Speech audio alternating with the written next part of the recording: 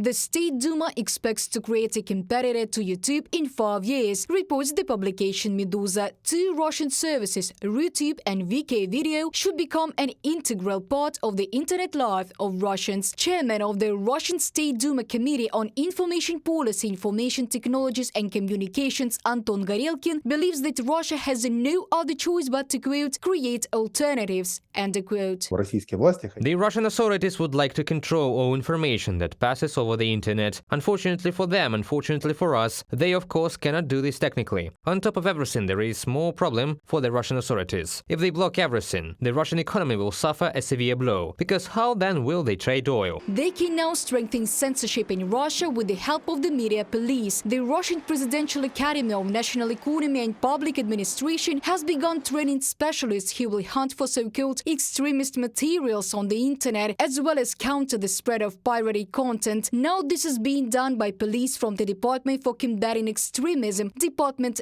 A, employees of Roskomnadzor and the Internet Security League. They will have a larger area of attention than Center A, and at the same time the status of law enforcement agencies, unlike Roskomnadzor. They came up with a new profession to combat virtual witches, which is quite in line with the trend of state policy. They will be taught how to use software packages to research the internet in search of prohibited content, a sort of digital morality police. Artyom Kozlyuk, head of the Roskomsvoboda project, in an interview with Sever Realii. After the full-scale Russian invasion of Ukraine began, Russia took second place in the world in the number of downloads of applications that allow you to bypass blocking. The activities of more than 5,000 websites, pages and social networks were limited in the country. Now there are 10 times more of them. Experts know that no matter how the Federation strengthens control of the network, in the modern world, this is impossible to do completely.